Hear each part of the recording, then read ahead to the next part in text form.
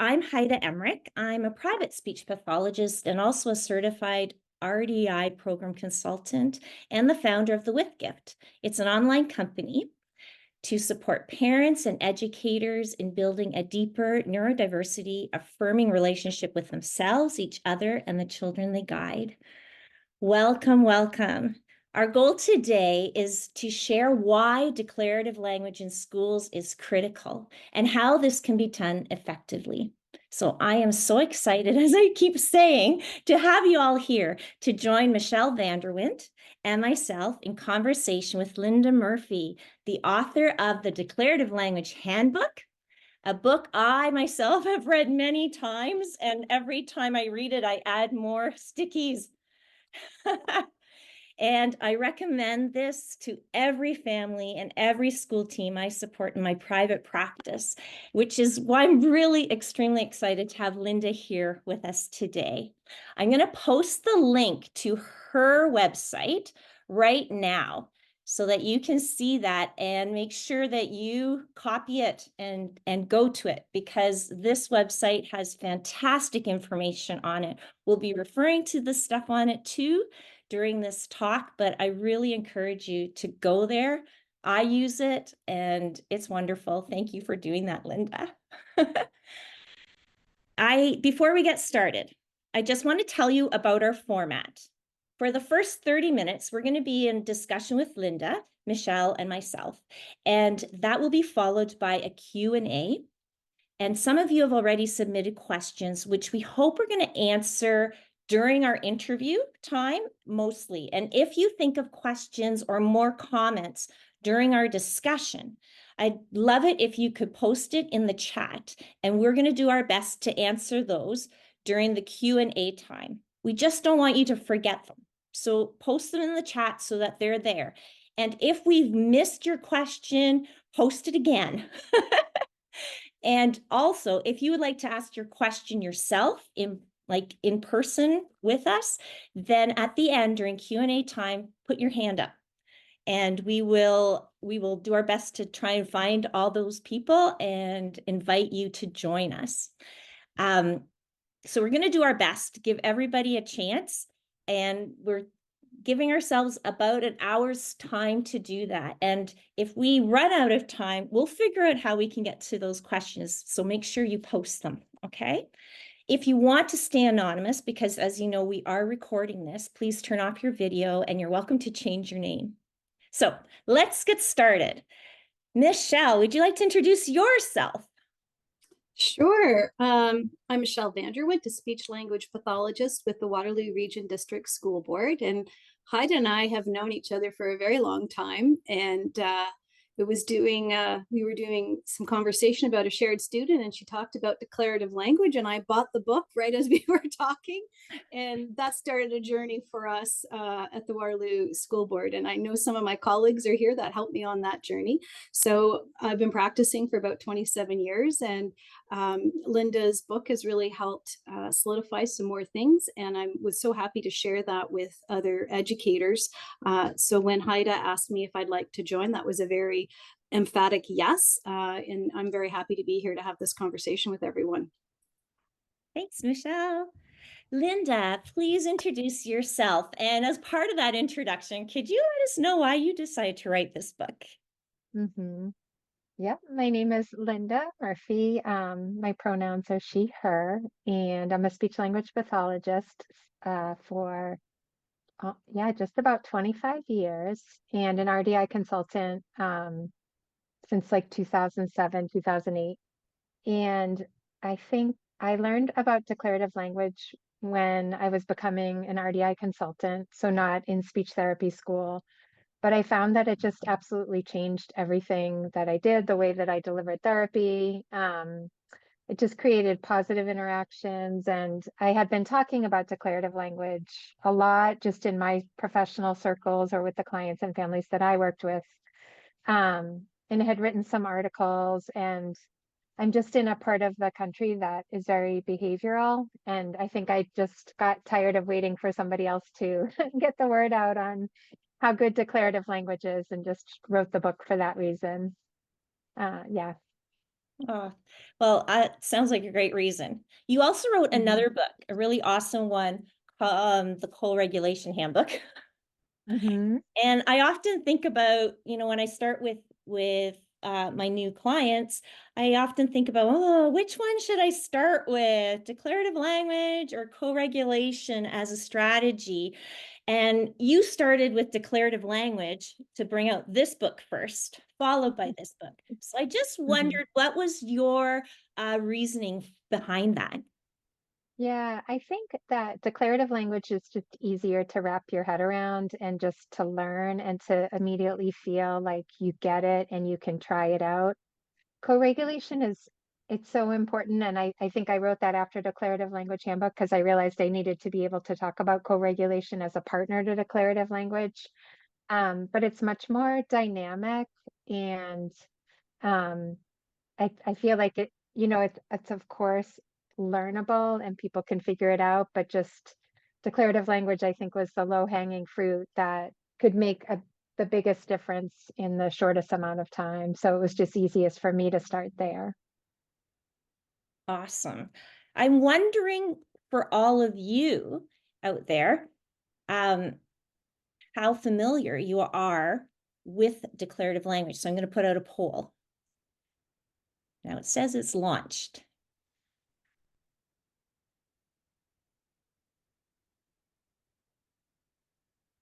Here we go. Numbers are coming in.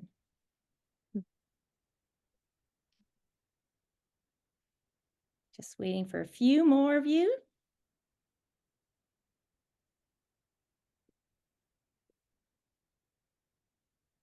Okay, we're going to end the poll. Here we go. So I don't know, can you guys see the poll? No, okay. So I'm going to just tell you that it was about 25% said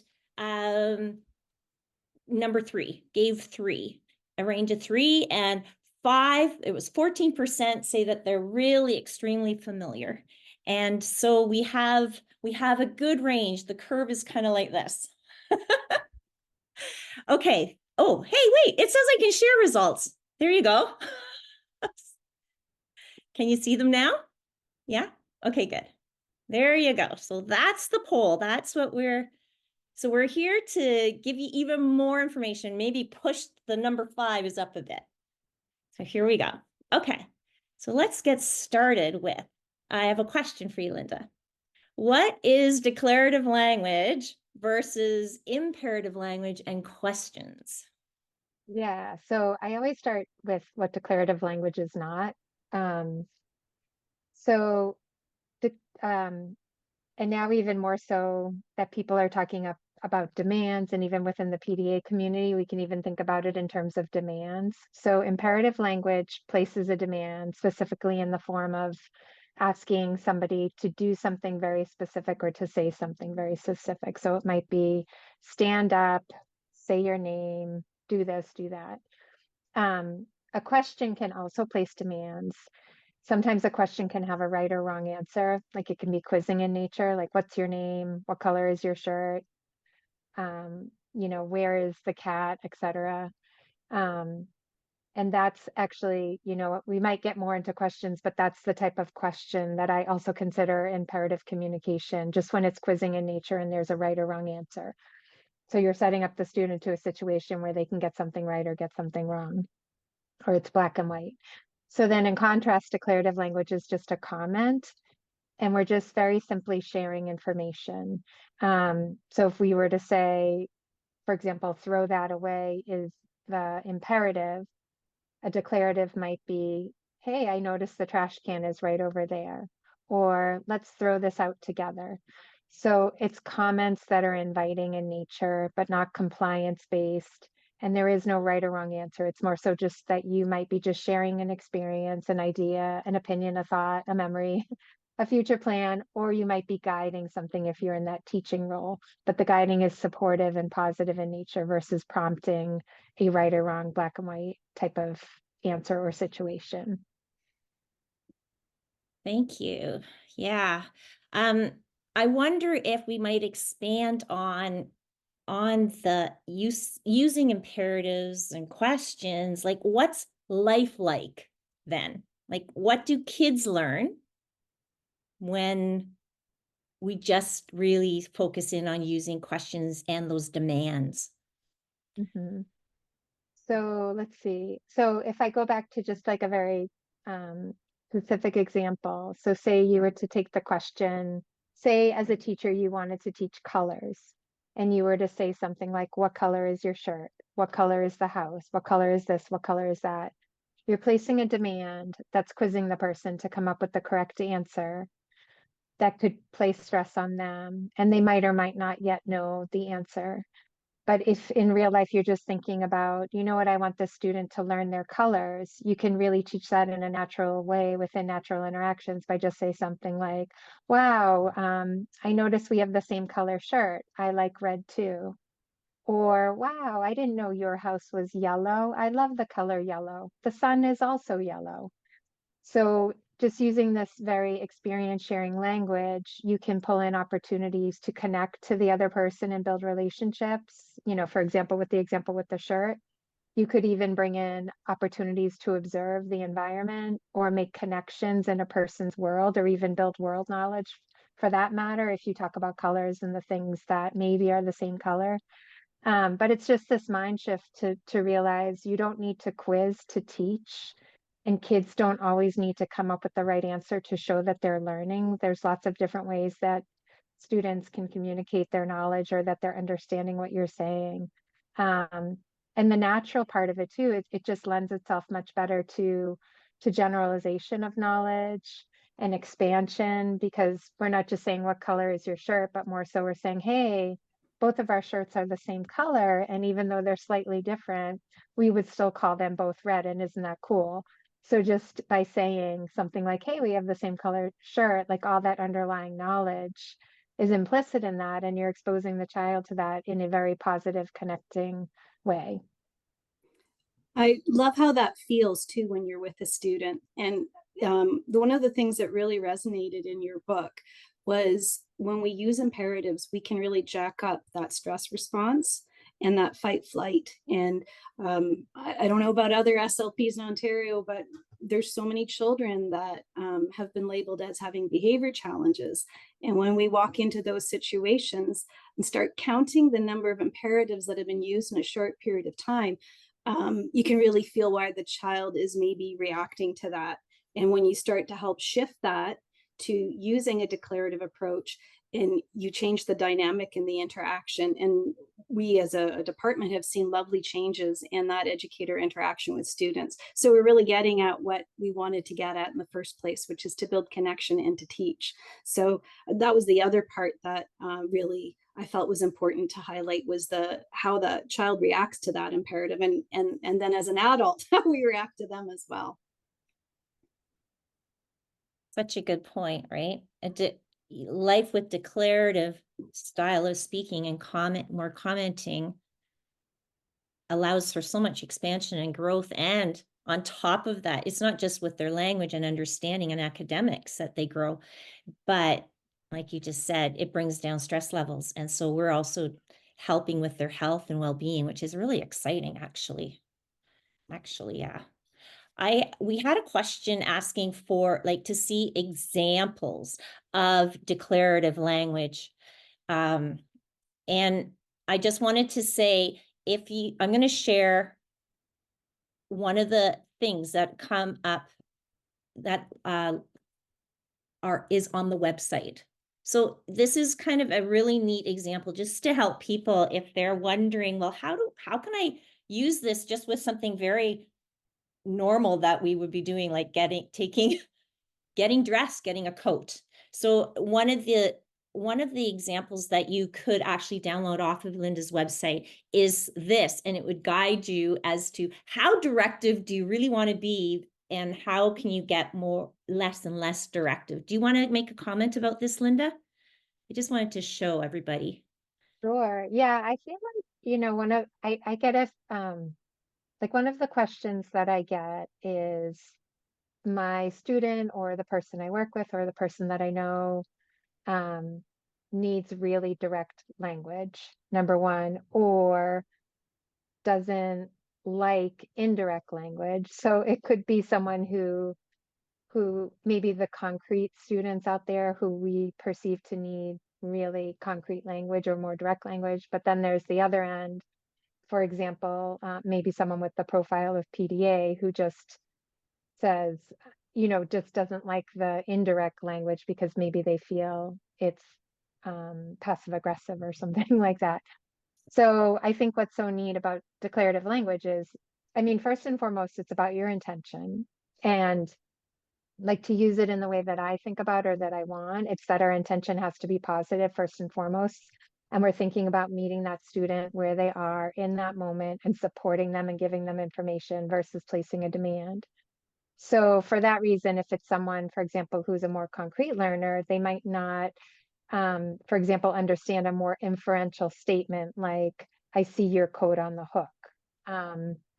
And for that reason, we might want to guide the transition or the process using more direct language, but that is still a comment that connects us in that moment. So that could be something like, it's cold out today. Let's put your coat on together. Or here's your coat. I'll hold it up while you put it on. So you can just be more direct in the actions that you're guiding.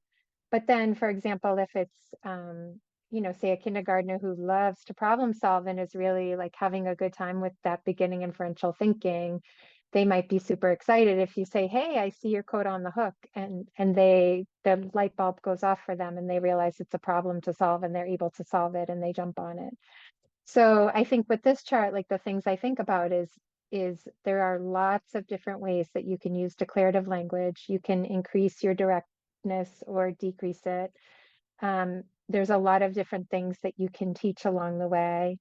So it's really dynamic and flexible, but you also have a lot of agency within it as the person who knows that student to pull in the parts that are fun or meaningful or just right for that moment in time. But just know it's not a one-shot deal, and there's only one and only one way to make a declarative statement, but it's really quite flexible once we kind of think about it on the ground in that way.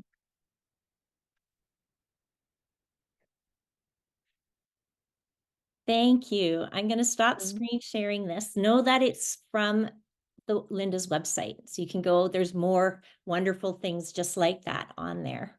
Thank you, Linda. So a question, and I get this often. Is declarative language effective for everybody? Like, it doesn't seem to always work. Do you want me to answer that, or do one of you want to? I'm happy. I'll go first, but then you both have amazing experiences on the ground too, so I'm happy to share the floor. Okay.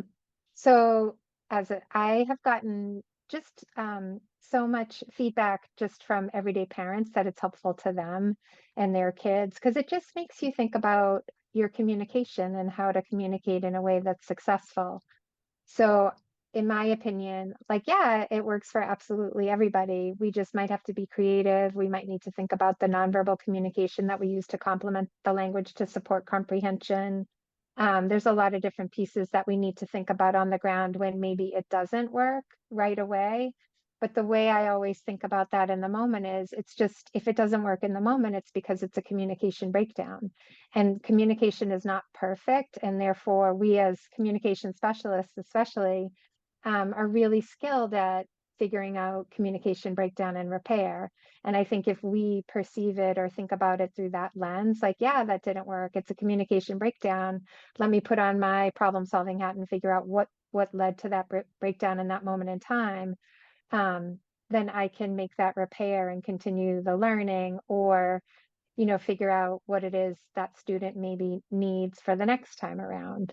But anyway, why don't you two share also your impressions or thoughts around that question?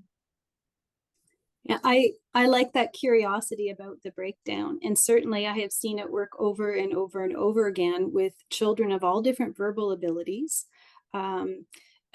sometimes when we've done workshops, teachers have gone home and have tried it on their own kids. And I'll get an email the next day and said, "Hey, this really works.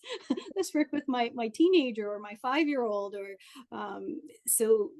there isn't an age limit. And I agree with what you're saying, Linda, being curious about what the breakdown was, because sometimes we have to get a little bit of a connection first for them to hear the words. So working on that piece can be really important too. Heide, do you want to share some ideas? I think the power of the pause is also really important, because sometimes we just don't give the kids long enough time to process what we've said and decide, like do the problem solving and make a decision on what they're going to do. Sometimes we jump in and want to repeat ourselves far too quickly, and kids need processing time. Sometimes it's best not to repeat ourselves. Mostly it is, actually. Just wait. So that's the part I think that often is missing because of our own impatience. Well, and I'll add too, is that piece about habit. Yeah. So many children are used to the adults in their world doing that problem solving for them. So they sit and they wait because that has worked in the past. And I've seen this with students that have a language impairment, as well as children that have autism, that they wait for someone to cue them and then they're happy to go do it, but they haven't learned to attend to what's going on and to pay attention to those cues, which is another reason I love using declarative language, because we really help them attune to the social environment and help them become so much more independent in learning those skills. Often we really want children to be independent when they're at school, but yet as the adults, sometimes we hinder that by the imperative language and by that over cueing. So this is a great way to help children start paying attention to those things so they can attune to those cues themselves.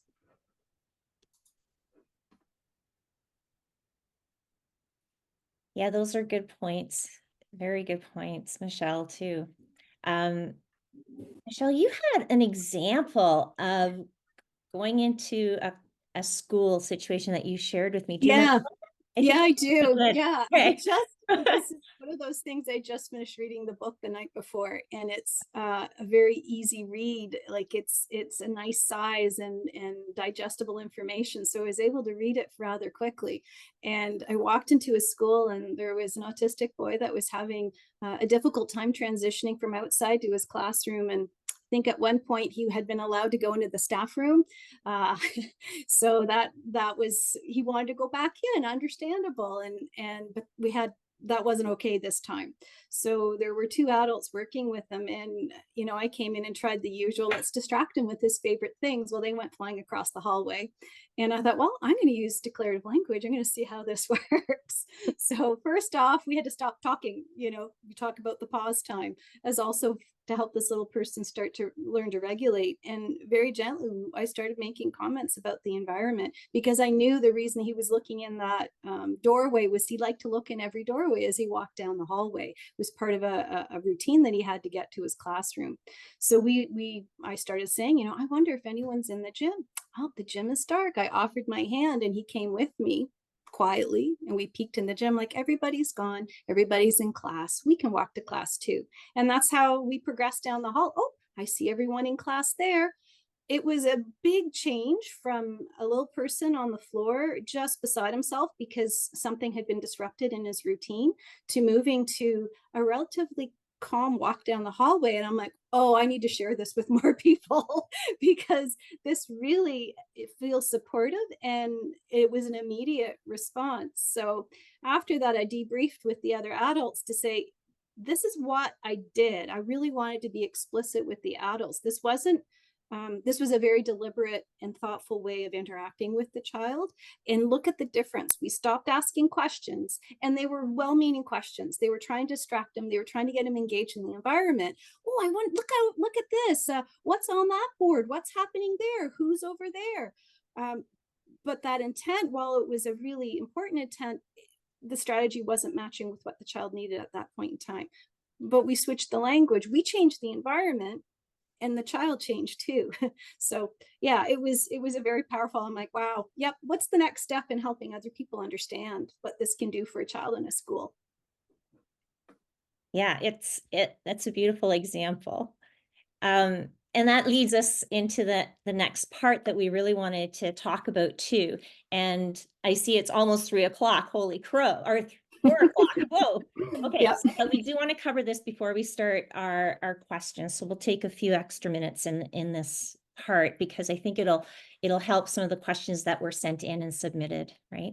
So the big question is, well, if this is a really important strategy to use, how do we implement it in schools? How do we actually implement it in schools? And the way that when Michelle and I were talking, and with Linda as well, we thought, well, it's kind of a 3-tiered approach. There's things that parents can do, and there's things that therapists and teachers can do, but then there's also the administrative level at the top too, that maybe there could be a top-down approach from. So we hit it at all angles. And so that's what we wanted to talk about, share some ideas that we have, and also invite some others to share their ideas. So this is kind of exciting. So let's just start with the parent. What can the parent role be in helping declarative language get into their child's classroom? It was fun. I got a message from somebody who I think is on right now that says, I'm so excited for this conversation. I just had a parent say to me, well, what's the benefit of us focusing on declarative language and therapy with our child if they're just going to enter into a school system that only uses imperative language? So what can we do? What can parents do to kind of support a little bit of knowledge in that declarative language for within the school? And I always tell parents, buy an extra copy and stick it in the child's backpack as a gift to the teacher. The sooner the better. Maybe you wait till Christmas, or maybe it's like, hey, right at the beginning, right at fall, but just do it, or do it anytime. But if you are able to give this, that's awesome. That might be like the easiest way. But there's other things, like you can advocate to have something put into the IEP, and also bring your book along at team meetings, like school team meetings. Do any of you, Michelle, Linda, have any things to add there?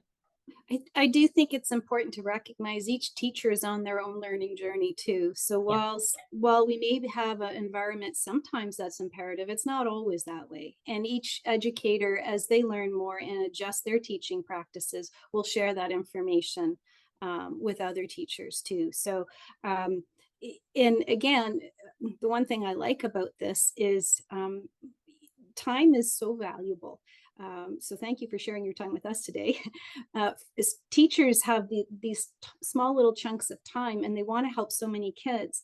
This is a no prep way to support kids on so many different levels. And I think that's a really wonderful way to share with educators that we change our language and we're achieving all the things that Linda so eloquently spoke about at the beginning of our talk.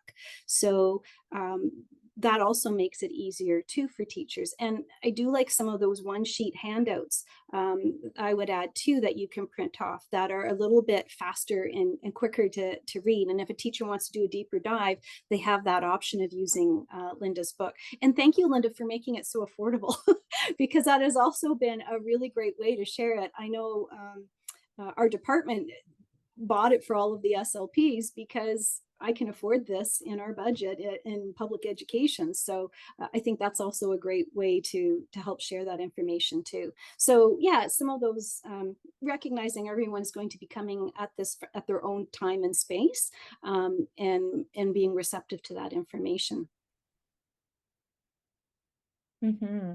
So then, Yeah, I mean, oh, no, go ahead, Linda. well, I was going to say, yeah, just even like in my own experiences, I feel like it is in so many ways just this grassroots project that it's the people on the ground who see the difference that it makes a little bit at a time. We all are kind of planting seeds, for this exciting connecting movement and just communicating in a different way. I think where I am, I definitely often see parents. So if we're the therapist to the parent and we're the first ones telling the parent, then the parents are going to carry that to future professionals and systems, which is really nice. Like in my experience, a lot of the time it's the parents who bring it to the schools and even bring it as, this is something that I have found to be really effective for my child. I wanted to share it with you so they can share their personal experiences without pressure. So the professionals on the other side can kind of explore and see. And Heidi, I know you said this, but definitely putting it, so like in the United States, it might go in the accommodation section of the IEP, just or what are the different things teachers need to keep in mind or incorporate for the student. So I would say declarative language plus processing time, because both are important. Yep. Yeah. Awesome. Those are such good points. And Michelle, I'm grateful that you recognized aloud how we know that teachers and staff are all on different learning journeys, and how valuable their time is too. So we know, and I love the fact that declarative language is actually something that can just kind of happen without too much prep work. And that brings us to that, well, how else can we therapists and educators do things? And one of the questions that came up was, how can we support our team to implement it regularly and routinely? Are there any practical tips or habits that this could work, like that could help us? So I do have one little practical tip that I recognize that it wasn't always easy to just immediately use declarative language. So what I did with one school team was I said, well, how about this? At the beginning of each week, I'll just send you all a little email focusing on one part of how declarative language could be used. So this week, we're going to focus on using it for visual referencing. And then I just gave a whole bunch of little things that would, easy phrases that they might consider using as examples, and just kind of left it with them. And they found, and that school team told me that was really helpful because they could just practice a little bit. And then the next week I would send another one, like, mistakes are okay. What are some things that we could do around that? And so we kind of gradually built up the language, and it really worked nicely. Any other practical tips? And if anybody else has them, put them in the chat, please.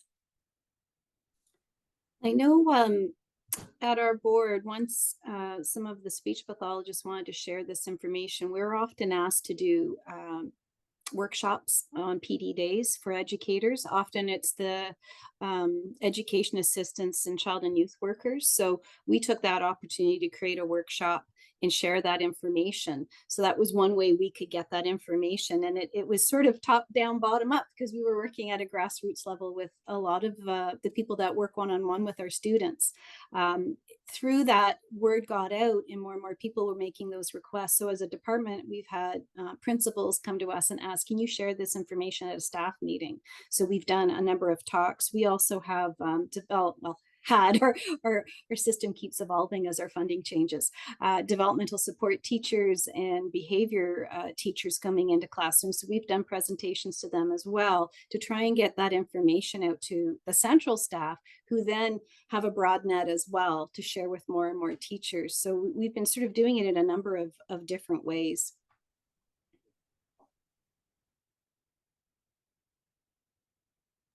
Someone had made a comment in the chat box about building a relationship with the child's teacher. And I think that's also really important, that you have that good connection and conversation, and that you can share back and forth what things are working, and have that, again, any kind of relationship, you need to build a bit of connection too. So I think that was a really valid point. I think it was Megan had wrote that in the chat box. Yeah, and I guess one other thing I was thinking about where I see people get started is just like self-awareness is always the first step, because it's not about the child, it's not about the student, it's just about me as a communicator.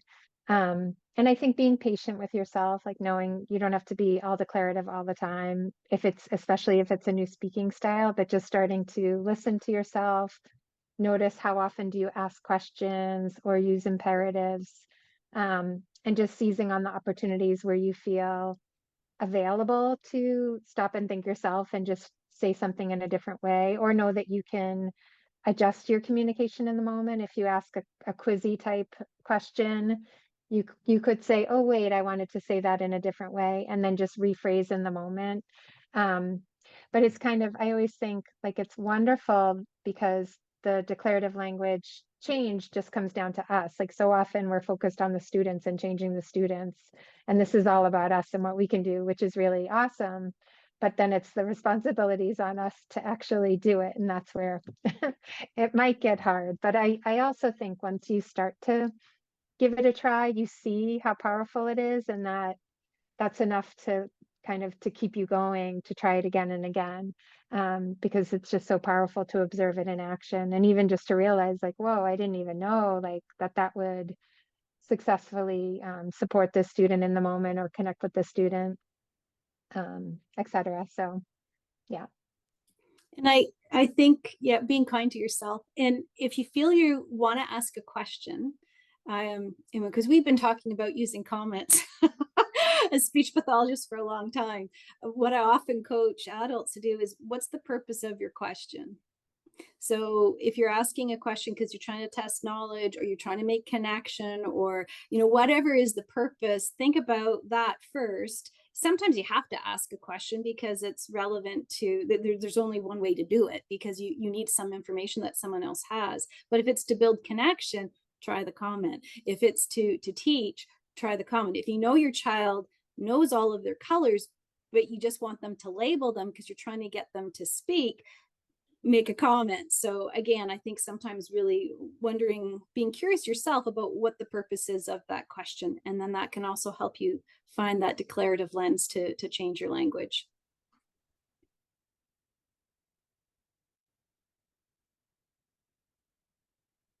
I just wanted to take a moment too. We have, I believe, Marianne Schouten here, who's the manager for communication, language, and speech services with the Upper Grand District School Board, just to share what's going on with their school board and what they're adding. So I'm going to just add her into this right now. Hi. Hey, Marianne. Welcome. Glad you're here. Heide. Hi, Michelle. Hi, Linda. This has been great to participate in listening to your the webinar today. It's amazing how life works, because Heide mentioned the book to Michelle. Michelle mentioned it to your chief SLP, and she mentioned it to me. And then we did a book club, and now we're going to do a podcast. So we've been in contact with Linda to work through both books to do a podcast for the system. So you asked, Heide, how is it working in our school board? I think that right now we're certainly we're working at a department level of implementing these practices, modeling, including them in recommendations. And our next stage, so Waterloo Board's way ahead of us, our next stage is to get the information out there in a more planned and formal way. And we're choosing to use the author's voice herself in podcasts. So ask me in a year from now, because I always think, it takes time to get the message out, build momentum. But I'm loving what I hear from Waterloo Board. I love the book, and we're really excited about taking the Upper Grand on this journey. Thank you so much for sharing about that. I'm really excited. I was really excited when I heard about this and that you're doing these podcasts, and what a great opportunity. And Linda, it's so wonderful that you're going to be able to be involved in that as well. Like, that's so exciting.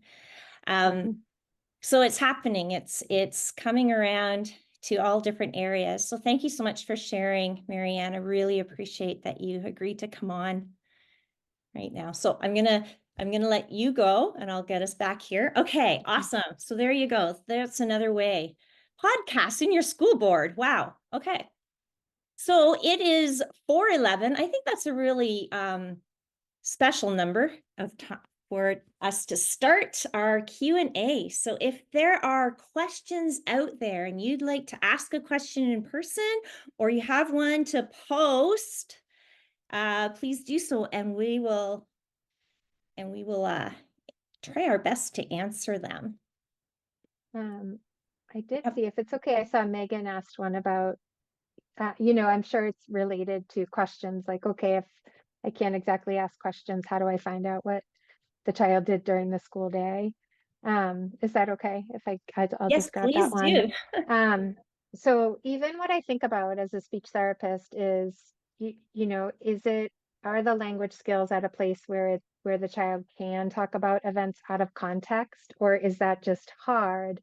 In which case we're going to be placing a demand on them to answer a question that they maybe don't yet have the language skills to answer. And so then I just think about the ideas of sharing memories, like, okay, how can I work on this idea of sharing memories, which is essentially what we're getting at. Like, I'd love to hear about your day, but you're not yet able to share about your day totally. So how do we build this skill? And the way I always like to do it is just start with memories that I share with the child.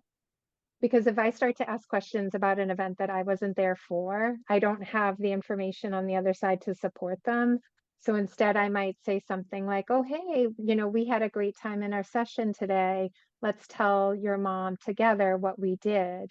And so then I just might really model sharing memories using declarative language. I might share a piece of it and then pause and then let the child chime in to a part that they might remember, but I don't put all of the demand on them to come up with all of that information because it might be too hard for them and it's not yet a competent role. So I partner with them and figure out like what's that place to enter where together we can share a memory, where I take most of the responsibility maybe to start, but then give them some of it along the way. Or if it is something where you're at school, then you'd want to partner with the teacher and get some information from the teacher if you can about what the child did that day, so that when they come home, you can say, oh, I heard that you really had a great time in art class, that you painted X, Y, and Z. So you're sharing the information to start. So then the child can chime in once you've kind of laid the groundwork. And that's just the way that I find it's helpful to scaffold it using this approach. I love that idea. And you're reminding me of a time where I was in a resource room and a kindergarten student needed a soft entry, which means a quiet place to start his day. And the transition from home to school had been really rough that day. It was a Monday. And the EA that was working with them was peppering him with quite a few questions and he wasn't settling, and I couldn't help myself. I had worked with him in the past, so I had to come over and sort of look at what he was coloring, and but the same kind of thing. Rather than the EA was saying, what did you do on the weekend? I started describing what I did on the weekend. Oh, on the weekend, I had pizza at a restaurant and that was really, really fun. And that his little face just perked up and goes, hey, I did this on the weekend. And just by changing that question to some of those comments, and like you said, providing that model so they hear how to answer and how to participate in that conversation, and we provide that support and scaffolding to help them feel competent and to become more of a story sharer. It's a skill that you have to learn. So I saw that as an opportunity to help shift that conversation, and it worked really lovely, and he calmed down, and I got so much language from him because all of a sudden he understood what he was, what we could talk about, and that pressure to answer that question was removed.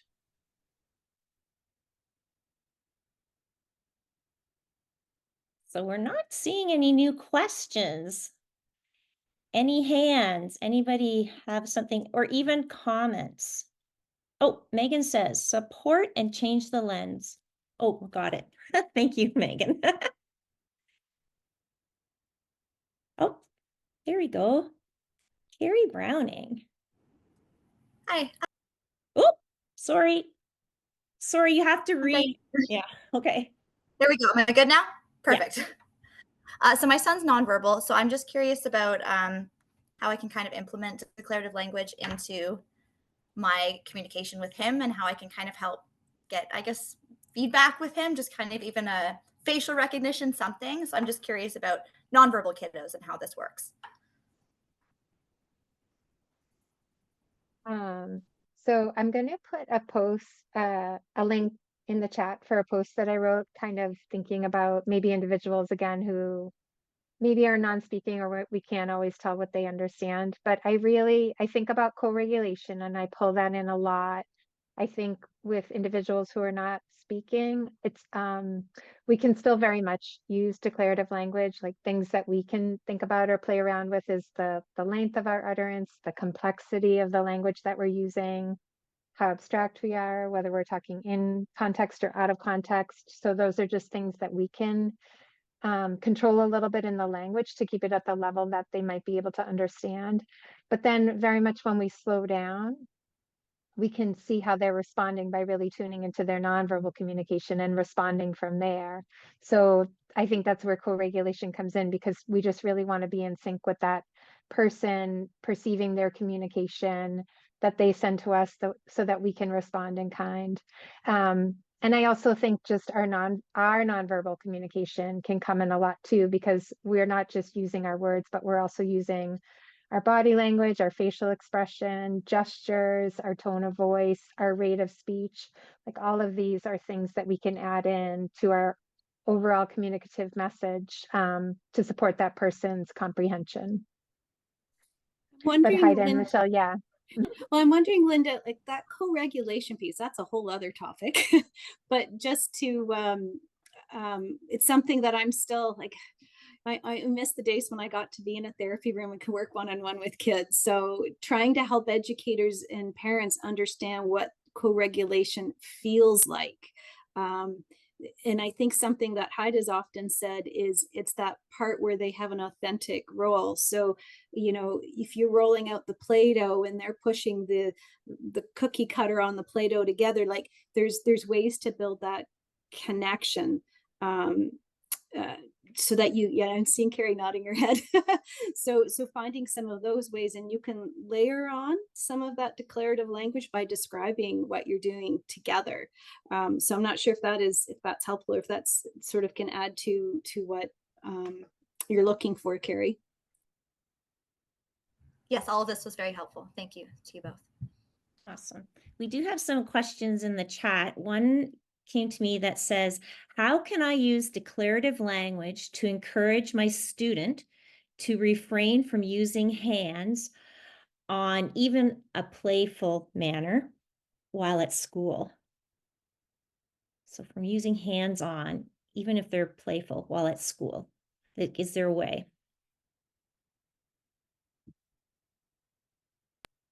Can you read it one more time? I was just looking to see if I could read it, but I think it might have come right to you. It came right to me. So it's, how can I use declarative language to help my student to refrain from using hands-on while at school?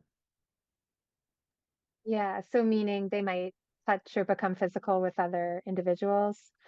So I think, and this might overlap even, I feel like I saw a question just about when, emotionally heightened. So that was another one, just what do you do when someone's emotionally heightened? So I think if there is a pattern with a student, so if a student, it can get aggressive or hands-on and it's a pattern, we don't want to just address it in the moment with declarative language. It's more so thinking about it outside of the moment. So when the next future opportunity is upon you, you've talked about it, you've fleshed out a plan. So I know it really is going to depend on who that student is, what their language level is, or their developmental level. But say, for example, I'll just give an example of, say, an 8-year-old with strong language skills that can be quite impulsive that I work with. And I think anytime maybe he perceived that someone was taking something that he wanted, he could be very quick to lunge or throw or just be impulsive in that moment. So in the moment, my thought is just to support regulation. So in that moment, I'm not going to problem solve or ask him to perspective take. I'm just going to work to regulate in that moment. So I might validate like, oh, I can tell you wanted that toy. Let me help you communicate that to your friend in a way that they can hear. I might help them get space just so that everybody is safe. But my goal in that moment is really just regulation, and I'm going to hold the problem solving for a little bit later. So then if it is a pattern and it's something that comes up, then at a different time, I might say to that student, you know, I notice it can get really hard for you when somebody takes a toy that you're using. I notice sometimes you might be a little impulsive, which just means you might act without thinking. I know that's not who you are because you are a really good kid, and I know that you care about your friends, and it's not, and you don't ever want to hurt them. But I notice sometimes you can get a little impulsive, and I was wondering if we could work on this together.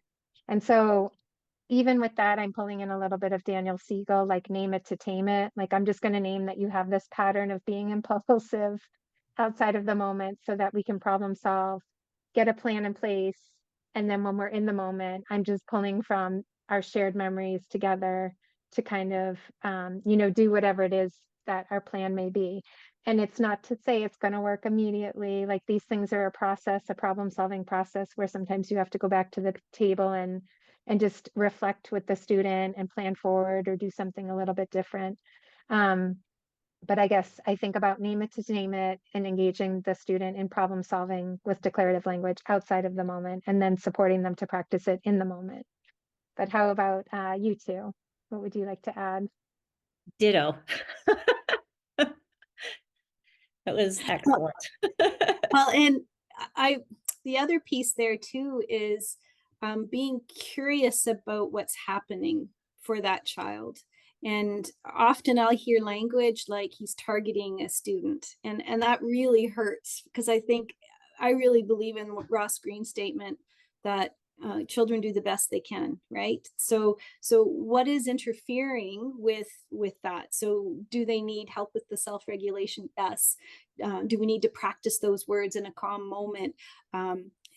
Is this an interaction style that has worked in the past and they need to learn a new interaction style, or they don't know? This is the only way they know. So what can we do to share that? And I think about using declarative language in those calmer moments to help them notice how other people are interacting, as well as giving them the practice. I had a student that was putting his feet up on his desk every time he ate.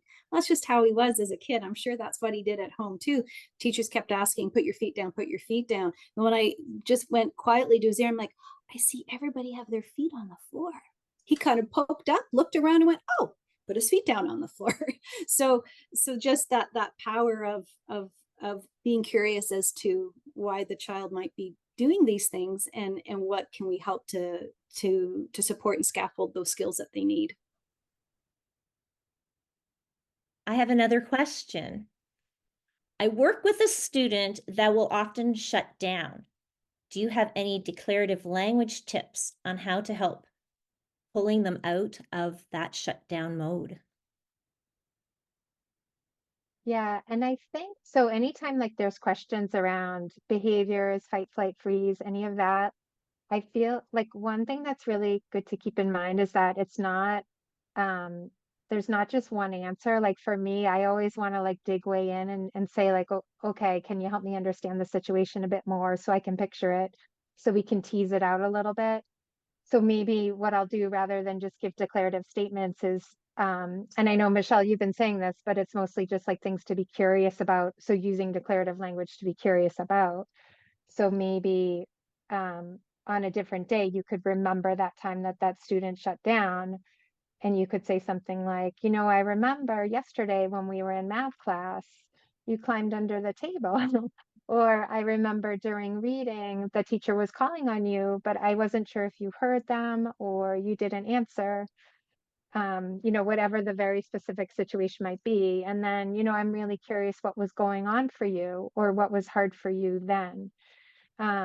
So because I think the goal in that moment is just to really, and again, this is Ross Green a little bit too, like just that empathy stage of really trying to figure out what's going on for that student, because that's where we have to start. We have to understand what's going on for them if we want to successfully problem solve the situation in a way that empowers them and includes them, will have their investment.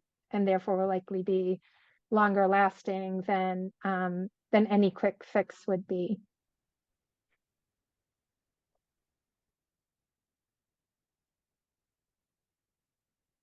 Thanks, Linda.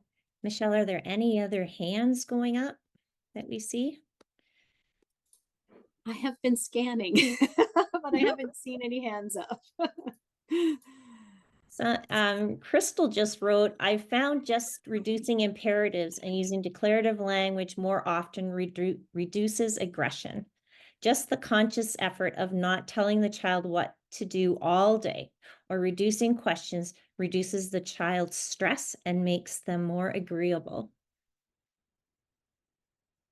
So thank you. That's what I've found too. Yeah. Can I share a resource? Yes, Is please. that okay? I'm sorry, Michelle. I was thinking about just, again, Angelica's question in the chat about declarative language when a student is heightened. I do have a handout too, just around declarative statements that can help when emotions are escalating. So it's not, you don't want to use the declarative language that aims to problem solve or perspective take. It's more so the declarative statements that either mirror or validate the student's experience in the moment. Those are the ones that I find really and truly support regulation in the moment, or sometimes you just have to be quiet because too much talking is too much and it might be overwhelming to them. But I'll put that in the chat as well, just the link to that handout that I'm talking about. Thank you. That's awesome. Any last burning questions before we end our meeting, our Zoom talk, chat, conversation? Nothing's coming through, I think. Okay. Linda, did you post that? Yes, thank you. Okay. So it's a post, but at the bottom of the post is the handout. So you'll see it there. Okay. Thank you so much. Thank you so much. Okay. Linda, would you put a link in for the book? Sorry to ask you to do that. I'm going to put a link in too. Maybe it's just the same. Did I put Amazon in Canada? Hold Yeah. on. Yeah. Oh, there's more questions coming in now. Okay. What is the best way to use declarative language with students who have exceptionalities when trying to help them learn or notice social cues?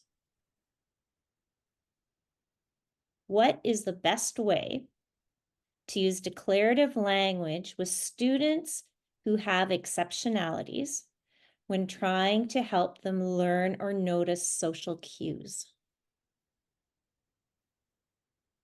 Yeah, I mean, I guess you could use some of that observation language. So if it might be changes in the environment, it might be something like, oh, I notice all the kids are lining up at the door. I think that means it's time to go to lunch.